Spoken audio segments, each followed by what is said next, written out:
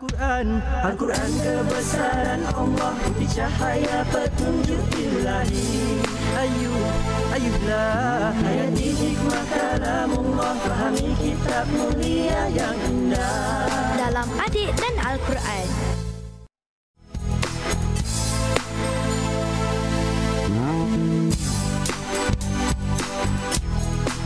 Saya Hafiz. Kawan-kawan tahu tak? Syaitan Hafaf adalah kawan baik kepada orang yang kaki botol. Saya Tasdi. Kawan-kawan tahu tak syaitan ini? Syaitan maksud mengajak manusia kepada gosip dan memfitnah. Hati-hati ya kawan-kawan. Assalamualaikum kawan-kawan. Saya Saad. Syaitan Lahus itu merupakan sahabat kepada orang Majusi yang menyembah api. Saya Ismail. Kawan-kawan nak tahu, syaitan Wasin mengajak manusia supaya bersangka buruk kepada Allah. Saya Muhammad. Info syaitan. Syaitan awan menghasut pemerintah agar tidak mendekati rakyatnya. Saya Muaz. Kawan-kawan tahu tak? Syaitan Zalitun sangat suka menggoda manusia supaya berbelanja lebih. Assalamualaikum warahmatullahi wabarakatuh. Waalaikumsalam, Ustaz. Apa khabar penonton di rumah? Moga-moga sihat. Dan bagaimana adik-adik di studio? Alhamdulillah. Alhamdulillah. Kita bertemu lagi untuk sekian kalinya dalam rancangan Adik Dan Tullabi. Nam. Kita akan menyambung surah baru. Ayat baru. Sekarang kita masuk surah apa yang baru? An-Nisa. An-Nisa. Itu dalam bahasa Arabnya. Dalam bahasa Jawanya, surah perempuan ataupun wanita. Ya. Okey, oleh sebab itu, kita mulakan insya-Allah pada ayat yang pertama. Dan sebelum kita membongkar rahsia kitab suci dalam surah An-Nisa ini, mari kita dengarkan Hafiz Al-Quran kita yang membacakan surah Ali Imran pula An-Nisa ayat 1. Siapa yang nak baca? Sebut Hafiz. Hafiz. Oh ya Allah, semua nak baca tapi dia sebut Hafiz. Hafizlah yang baca. Okey, yang lain semak ya, fokus. A'udzu billahi minasyaitonir rajim. Bismillahirrahmanirrahim. Ya ayyuhan nasu taqu rabbakumul ladzi khalaqakum min nafsin wahidah wa khalaqa minha zawjaha wa batha minhuma rijalan katsiran wa nisaa'a wattaqullaha alladzi tasaaluna bihi wal arham innallaha kana 'alaikum raqiba. Masya-Allah. Bacaan yang lancar je orang Perak kata ya. Ya, cuma ra tu kalau boleh Hafiz dan penonton di rumah boleh tebalkan lagi. Banyak tak huruf ra kat sini? Cuba tengok, perhatikan balik. Yang pertama pada perkataan rijalan kathira. Kathira. Semua? Kathira. Ada kalau dia tak berapa tebal disebut kathira. Ra. Tak berapa tebal dia kathira. Semua? Kathira. Begitu juga tasa'alu nabihi wal arham. Semua? Wal arham. Ra tebal tu dalam bahasa Arab disebut ra apa? Siapa tahu? Ra tebal. Ya, ra tebal dalam bahasa Arab, ra tebal juga. Tapi yang Ustaz dengar yang kat tengah tu yang berbaju hijau tu, adik Muhammad, ra apa kalau ra tebal dalam bahasa Jawa disebut? Jawa pula dalam bahasa Arab? Ra tafkhim. Ya Allah, 2 mantap untuk Muhammad. 1 2 3. Mantap. Tasbih. Subhanallah. So nak mudah ingat di antara ra tafkhim dengan ra tarkib. Kalau tafkhim, kan bunyi macam khim, kan itu tebal maknanya. Tapi kalau ra tarkib, kan dia macam nipis. Itu maknanya ra nipis. Belajarlah istilah Arab sikit ya dah. Okey. So sebutannya tak boleh wal arham Tengok, dia terbuka je mulut. Wal arham, dia kurang tepat. Wal arham, semua. Wal arham. Ya. Tasbih. Subhanallah. Tahmid. Alhamdulillah. Takbir. Allahu Akbar. Kali ini ayat yang kita nak sebut adik-adik, tajuk yang kita akan pilih mengenai ayat yang kita telah bacakan dan adik-adik kita bacakan tadi, iaitu Allah yang menjadikan manusia. Itu tajuk kita. Apa dia tajuknya? Allah yang menjadikan manusia. Adakah syaitan yang menjadikan manusia? Tak. Ataupun jin? Tak. Mana lebih hebat, jin ke manusia? Manusia. Sudah. Seorang je kata manusia. Syaitan dengan manusia? Manusia hebat. Syaitan dengan binatang dengan manusia? Manusia. Malaikat dengan manusia? Malaikat. Malaikat. Tengok. Malaikat tu kalau anda anggap Jibril tetapi manusia tu mak rempit, memang malaikat lagi baik. Cuba bandingkan manusia itu adalah Nabi Muhammad dengan Jibril. Mana lagi power? Nabi Muhammad. Manusia ke malaikat lagi power? Manusia. Ya. Maka Allah sebut pada ayat yang pertama ni, wahai manusia. Sebab manusia pertamanya menjadi khalifah, menjadi pemimpin kat dunia ini bukan malaikat, bukan jin, bukan syaitan, bukan gunung ganang. Semua tak sanggup. Tapi yang sanggup siapa? Manusia. Dan seolah-olah Allah nak mengajar kepada kita, oi manusia, kau fikir sikit. Cuba fikir sikit, siapakah yang menjadikan air?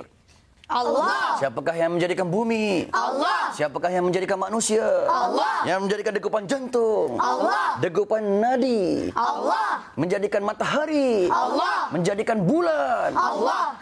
Kesemuanya Allah Subhanahu Wa Taala. Tetapi kali ini nak fokuskan Allah jadikan manusia. Kita akan sambung selepas ini bagaimana penciptaan Adam.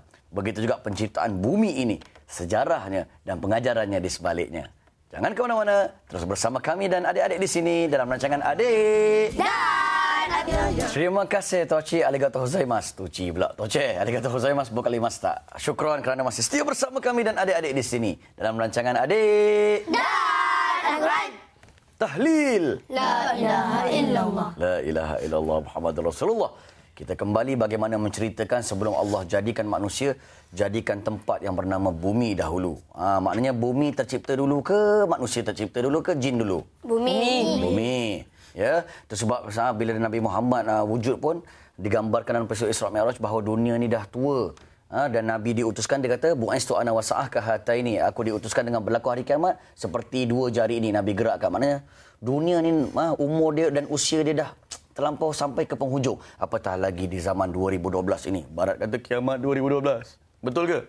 Tahu. Itu menyalahi akidah kita. Tetapi dari sudut tandanya dan Nabi sebut di zaman Nabi lagi, memang ada juga logik dan kebetulannya, tapi tak tahu bilakah masanya. Tullabi. Ketika itu diperintahkan Jibril untuk ambil tanah untuk jadikan manusia. Tiba-tiba bumi kata, oh, wallahi aku tak nak bagikan tanah sebab Adam dan anak keturunan dia takut-takut buat kerosakan. Sebab bumi berfikir mungkin selama ni ada jin, dinosaur dan sebagainya buat kerosakan kat muka bumi. Maka dia takut juga kalau manusia diciptakan lagi huru-hara. Lagi apa? Lagi huru-hara. Lagi huru-hara. Tasbih. Subhanallah. Ketika tu malaikat Jibril naik balik berjumpa dengan Allah. Hampir, oh ya Allah, bumi kerah kepala. Kan dia tak nak bagilah badan dia, dia bagi tanah dia. Sekarang Allah perintahkan pula malaikat Mikail. Malaikat apa? Mikail. Mikail apakah tugas dia? Menyampaikan rezeki. Dua mantap untuk adik Tasni. 1, 2, 3. Mantap. Menyampaikan rezeki. Iaitu bila jumpa je kepada tanah, sekali lagi bumi bersumpah-sumpah, ya Allah, wallahi aku tak nak bagi tanah, aku tak nak bagi badan aku tak nak bagi perut aku dan sebagainya kepada malaikat Mikail. Sebab mereka ni Nabi Adam ni dan begitu juga dengan manusia mungkin membuat kerosakan. Tiba-tiba naiklah malaikat berjumpa dengan Allah. Sekali lagi, kali ni nak jumpa siapa pula malaikat ni? Bagilah tugaskan malaikat Israel. Malaikat apa? Israel. Apakah tugas malaikat Israel? Mencabut nyawa. Ya, 2 mantap lagi untuk Muaz. 1, 2, 3. Mantap. Mencabut nyawa. Ketika mana Israel diutuskan, Allah dah sound siap-siap. Kau, kalau Nabi pula, bumi bersumpah lagi selepas ni, kau sound, ini adalah perintah daripada aku. Kalau dia tak nak dengar, bermakna dia telah mendurhaka kepada siapa? Allah. Ketika tu Israel datang. Bila dia datang, barulah dia kata, kau tak boleh engkar perintah Allah. Ini Allah yang hantar aku untuk mengambil kamu. Kalau kamu tidak meredhakan untuk tanah kamu diambil, bermakna kamu mendurhaka kepada siapa? Allah. Bumi pun pasrah. Ambillah ai. Ketika mana dia ambil akhirnya barulah diciptakan Nabi Adam. Begitu ceritanya. Semenjak tu Allah kata, wah, kau hari ni aku lantik ambil tanah boleh nak dengar. Lepas ni aku lantik kau untuk mencabut nyawa manusia keseluruhannya. Allah, janganlah macam tu ya Allah. Nanti kalau aku nak ambil nyawa manusia, semua benci kat I. Ketika tu adik-adik Allah kata, jangan risau. Aku menjadikan sebab musabab kepada sesuatu kematian. Sebagai contoh, terbakar. Ataupun kita bakar je. Ataupun kemalangan jalan raya, sakit jantung dan sebagainya. Malaikat Israel pun setuju. Maka terjadilah manusia. Tullabi. Bila jadi manusia adik-adik, Allah sebutkan dalam ayat ini, Allah jadikan laki dan perempuan min nafsin wahidah. Sebut dalam bahasa Arabnya?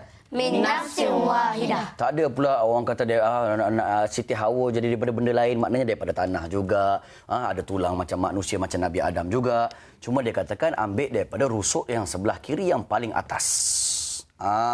Apa maksud daripada rusuk kiri? Bukanlah bila tanya doktor-doktor yang terkini kan, Rusuk kiri perempuan dan lelaki semua sama je bilangannya. Macam mana pula kurang satu? Tak, cuba rujuk pakarnya iaitu doktor.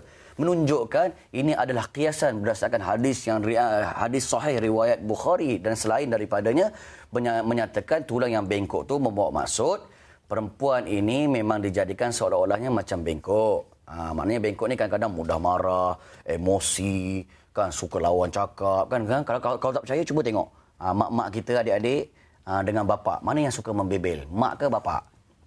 Jawab. Yang suka banyak cakap siapa? Mak ke ayah? Tapi sesuai dijadikan untuk mendidik anak-anak. Itulah dia wanita adik-adik. Oleh sebab itu Allah berikan, tuan-tuan, Allah berikan hak untuk memberikan talak kepada lelaki sebab dia mengikut Imam Ghazali kata 9 akal dia, 1 emosinya. Perempuan terbalik, 1 emosinya terbalik, 1 akalnya dan logiknya, 9 emosinya. Kalau bak kata pepatah, ikut hati mati, ikut rasa binasa. Kadang-kadang perempuan ni ikut perasaan tak perasaan. Sikit-sikit semuanya berdasarkan emosi. Kalau ikut hati mati, ikut rasa binasa. Tetapi kalau kita ikut akal, kita ikut pertimbangan yang waras, tak marah-marah, ketika itu keputusan boleh jadi tepat ke tak tepat? Tepat, insya-Allah. Ketika itu sebenarnya bukan nak katakan perempuan ni lemah, tetapi sebenarnya saling lengkap melengkapi. Kalau silap, tolong betulkan. Cuma jangan kasar-kasar kepada mereka. Takut patah pula tulang tersebut. Tapi kalau tak kasar, tak tegur langsung, dia akan bengkok. Itulah maksud hadis riwayat Bukhari. Tullabi. Naam. Oleh sebab tu Allah menjadikan manusia sebegitu rupa. Saya diingatkan supaya kita lengkap melengkapi. Kalau tak ada perempuan pun susah, tak ada lelaki pun susah. Dijadikan daripada jiwa yang satu, iaitu Nabi Adam alaihissalam. Ketika itu adik-adik, berlakulah orang kata Nabi Adam duduk dalam syurga dan sebagainya. Ketika itu adalah iblis untuk mengganggu kan. Ada orang kata iblis ni daripada ketua kepada malaikat. Asalnya namanya Azazil. Tullabi. Naam. Tiba-tiba dia ni engkar bila Allah perintahkan Nabi Adam untuk sujud. Dia kata tak nak sujud. Akhirnya ketua kepada malaikat yang dinamakan Azazil ini ditendang daripada syurga. Jadilah dia nama iblis. Ya ke ketua malaikat adalah iblis? Sedangkan dalam Islam, dalam Al-Quran surah Kahfi menafikan. Azazil ni bukan daripada malaikat. Sebab disebut dalam surah Al-Kahfi, kana minal jin. Sebut? Kana minal jin. Adalah iblis tu daripada jin. Sedangkan malaikat dijadikan daripada cahaya. Jin daripada api. Sama ke tak sama? Tak sama. Ya. Lalu nak ceritanya, iblis serta iblis, dia adalah jin. Dia adalah daripada golongan jin dan tidak patuh kepada Nabi Adam untuk sujud ketika mana Allah perintahkan. Kemudian dia berjanji, ya Allah, walaupun aku telah ditendang daripada syurga, walaupun aku telah ditendang daripada rahmat-Mu, aku berjanji sampai hari kiamat yang aku akan menyesatkan anak Adam kesemuanya sekali. Dan ketika itu dia minta, ya Allah, aku minta aku seorang je. Janganlah aku dimatikan sampai hari kiamat. Allah kata, okey, aku benarkan. So iblis seorang je yang tak mati. Jin-jin yang lain, anak-anak dia boleh mati tak? Boleh. Itu yang kita bakar syaitan, masuk dalam botol, sembelih dia. Itu menunjukkan jin juga kadang-kadang kalau kita pergi perubatan Islam, boleh dibunuh. Tetapi iblis mati tak mati? Tak. Dia shift, sifuk kepada jin-jin yang wujud kat dunia ni. Tidak mati sampai hari kiamat. Itulah serba ringkas Allah yang menjadikan manusia. Moga-moga kita ingat kejadian ini. Sayang menyayangi di antara suami isteri, laki perempuan, lengkap melengkapi, nasihat menasihati. Seterusnya, kita tahu bahawa kebesaran yang menjadikan manusia ini, siapa yang menjadikan keseluruhannya? Allah. Oleh sebab itu, kita dengar pesan Atuk pula dalam bab dan cerita ini dalam rancangan Adik dan Al-Quran. Jangan ke mana-mana. Ya, Alhamdulillah, dan terima kasih kepada cucu-cucu Atuk dalam studio. Terima kasih kepada cucu-cucu Atuk di luar sana. Masya Allah, ramai Atuk nampak di luar sana ya. Yang muda pun ada, yang kecil ada, yang besar pun ada. Senyum pun dapat ya. Terima kasih semua kerana masih setia bersama kami dalam rancangan Adik dan Al-Quran. Masya Allah. Dan terima kasih kepada Ustaz Zamri yang kita mulakan membicarakan awal surah apa? An-Nisa. Ustaz Zamri cerita tentang kejadian manusia, tentang kejadian Adam, yang mana Adam dijadikan daripada tanah. Cuma Atuk sambung cerita kali ini tentang kejadian manusia. Tentang kejadian siapa? Manusia. Allah mencipta Adam daripada apa? Tanah. Adam itu lelaki ke perempuan? Lelaki. Ada orang kata Adam perempuan tak? Tak ada ya. Lalu daripada Adam diciptakanlah pasangannya. Siapa nama? Hawa. Hawa laki perempuan? Perempuan. Lalu daripada Adam laki, Hawa perempuan, maka Allah kahwinkan Adam dan Hawa. Maknanya Allah nak bagi tahu kita, bila mana kita nak berkahwin, mestilah lelaki dengan perempuan. Lelaki dengan perempuan. Boleh kahwin lelaki sama lelaki? Tak. Tapi kenapa sekarang ada orang lelaki kahwin sama lelaki? Fahamlah sikit. Ini ayat Allah, firman siapa? Allah. Allah kata Allah ciptakan Adam tu lelaki. Allah cipta Hawa perempuan. Maka Allah kahwinkan Adam yang lelaki dengan Hawa perempuan ini, maka daripada kedua-duanya lahirlah zuriat keturunan yang ramai. Artinya untuk sebut pertama, arti kalau nak berkahwin, mestilah lelaki dengan perempuan dengan lelaki. Tak boleh kahwin lelaki sama lelaki. Hari ini ada berlaku tak lelaki kahwin lelaki? Ada. Tapi kahwin buat apa? Siapa suruh? Baca Quran, faham betul-betul. Okey, satu. Ya? Kalau nak kahwin, mesti lelaki dengan perempuan. Kalau perempuan sama perempuan? Tak boleh. Pun tak boleh. Tapi ada tak perempuan kahwin perempuan? Ada. Untuk apa? Kalau lelaki kahwin lelaki untuk apa? Salah tak? Salah. Okey, satu. Yang kedua, ayat ini juga kata ulama, ayat di awal surah Syekh kata ulama, ini Allah nak beritahu kita di antara tujuan berkahwin. Tujuan apa? Berkahwin. Besok cucu-cucu nak kahwin tak? Nah. Siapa tak nak kahwin, Nabi tak mengaku umat. Nabi tak apa? Mengaku umat. Besar dosa tak? Besar. Kita kena kahwin. Tujuan kahwin, kata ulama, ingat, di antaranya ialah untuk melahirkan zuriat dan keturunan. Itu tujuan kahwin. Ulama kata ini sebagai dalil mengatakan tujuan berkahwin. Kenapa Islam mensyariatkan perkahwinan? Tujuannya untuk mendapatkan zuriat dan keturunan. Sebab itu kata ulama, barang siapa kahwin tetapi tak nak anak, salah tak? Salah. Dia kahwin, dia kata kita kahwin tapi tak ada anak. Tak ada anak. Habis kahwin apa?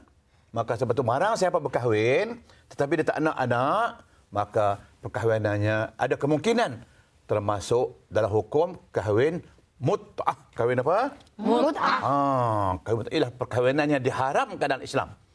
Sebab tak boleh kahwin tanpa nak anak. Mesti kita nak anak. Kecuali kalau takdirkan tak dapat anak. Sebab tu Nabi sebutlah sebuah hadis, qala Rasul Sallallahu alaihi wasallam. apa Nabi kata? Tanakahu, tanasalu, fa inni ubahi bikumul umama yaumal qiyamah. Sadaqa Rasulullah. Bermaksud, berkahwinlah kamu, beranak pinaklah kamu. Maknanya produk anak banyak-banyak. Sebab Nabi kata apa? Fa inni ubahi bikumul umama yaumal qiyamah. Kata besok, hari kiamat besok, kata Nabi, aku berasa bangga. Aku berasa apa? Bangga. Kenapa? Esok akulah seorang Nabi yang ramai umat. Betul tak? Betul. Siapa Nabi yang paling ramai umat? Nabi Muhammad. Nabi kita lah, umat dia sejak dulu sampai akhir zaman, semua umat Nabi. Maka sebab itu ulama kata ini di antara tujuan perkahwinan. Yang pertama, ingat ada ulama lain ya, nak berkahwin mesti lelaki dengan perempuan. Bukan lelaki sama lelaki, bukan perempuan sama perempuan. Dan yang kedua, bila nak kita kahwin, apa tujuan dia? Nak mendapatkan zuriat. Dia takdirkan kalau kahwin pertama tak dapat zuriat, kahwin lagi seorang. Boleh tak? Boleh. Sebab itu Islam syariatkan poligami. Kalau tak dapat anak, buat macam mana? Tapi kenapa hari ini ada orang menentang poligami? Allah kata tak dapat anak, kahwin seorang lagi. Kahwin yang kedua pun tak dapat anak juga. Anak kahwin 3. Ya? Boleh kahwin?